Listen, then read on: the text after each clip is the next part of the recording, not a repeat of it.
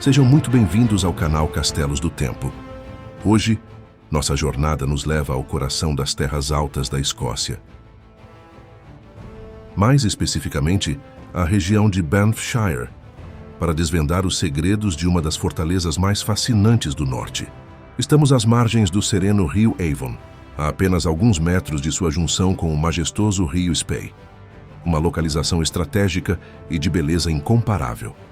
Situado a cerca de 20 quilômetros da cidade de Aberlour e cercado pelas imponentes montanhas Cairngorms, o castelo de Ballinalloch surge como uma sentinela do tempo.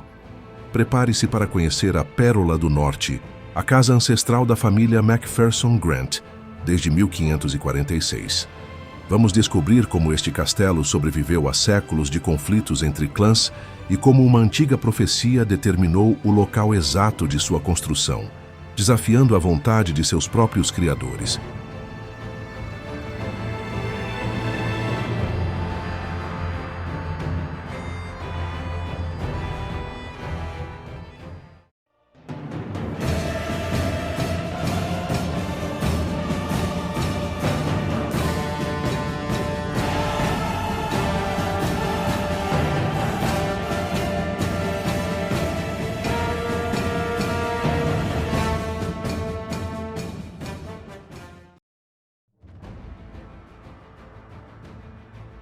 A história documentada de Ballinalloch começa oficialmente em 1498, quando o rei Jaime IV concedeu as terras de Ballinalloch e Glencairn a John Grant de Froithi.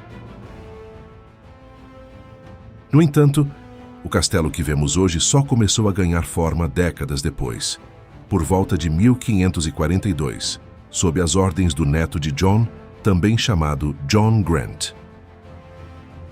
Mas o que intriga historiadores e visitantes até hoje não é apenas quando ele foi construído, mas onde ele foi erguido. Diz a lenda que John Grant tinha planos muito diferentes.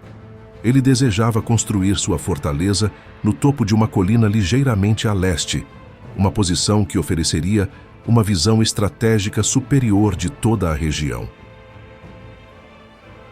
Contudo, forças misteriosas pareciam discordar.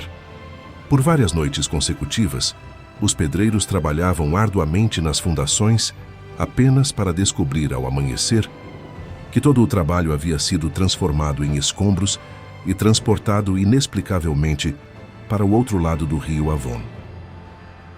Decidido a desvendar o mistério, John Grant resolveu fazer uma vigília noturna. Durante a madrugada, uma tempestade sobrenatural vinda dos picos rochosos de Ben Rhinnes varreu a colina com uma força avassaladora. Em meio ao caos, uma voz demoníaca ecoou sobre o vento, ordenando que ele construísse seu castelo no Cuhaug, ou seja, no Prado das Vacas, junto às margens do rio. Cedendo ao aviso espectral, John Grant abandonou a colina e ergueu Ballinalloch exatamente onde a voz ordenou, criando uma estrutura original em formato de Z, com uma torre central protegida por duas torres circulares que serviam como sentinelas contra qualquer invasor.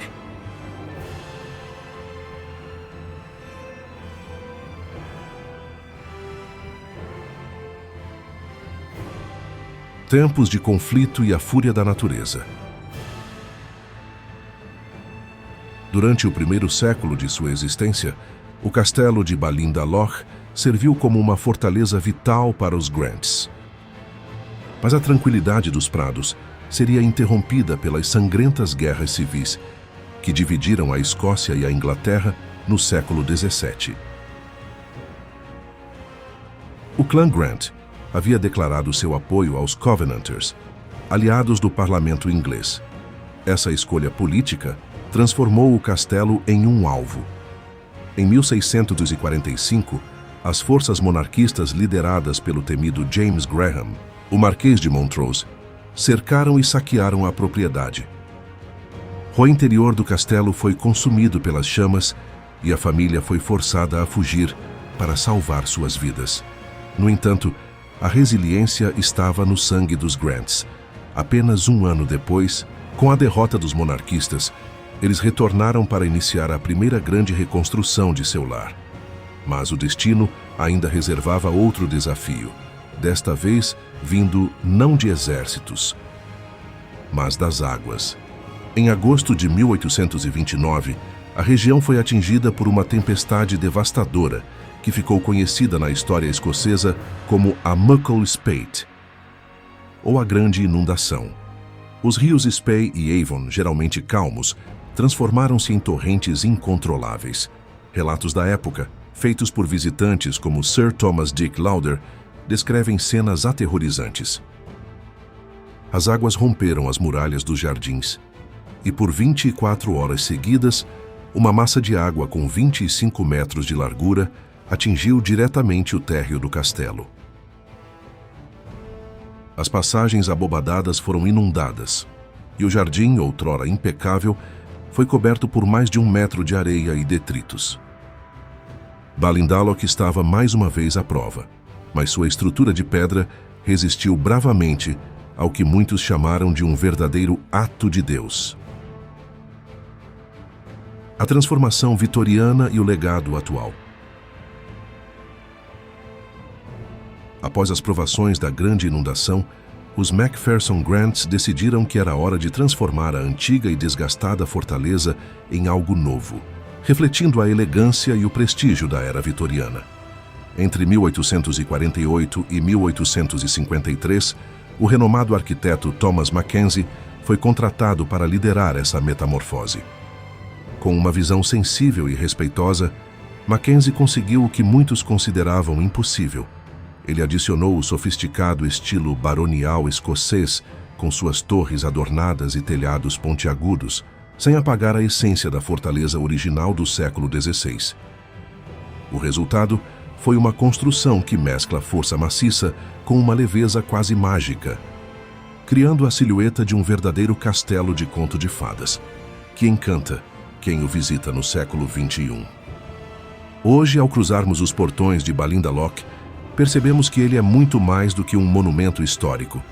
Ele permanece como o coração pulsante de uma vasta propriedade nas terras altas, abrigando diversos negócios e mantendo viva a tradição da família Macpherson Grant, que já está em sua 20ª geração, cuidando destas terras.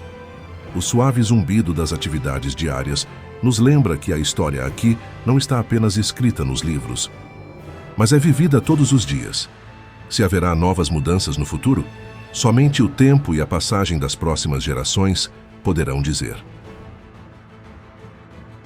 O castelo de Balindalok continua firme, como uma joia lapidada pela história, esperando pela próxima página que o tempo irá escrever. E assim encerramos nossa jornada de hoje por Balindalok. Se você se encantou com a resiliência deste castelo e com as lendas que o cercam, não esqueça de deixar seu like e se inscrever no canal Castelos do Tempo, para não perder nossas próximas explorações. Ative o sininho para ser o primeiro a saber quando um novo portão da história se abrir. E conte para nós nos comentários, qual outro castelo escocês você gostaria de ver por aqui? Muito obrigado pela companhia e até nossa próxima viagem no tempo.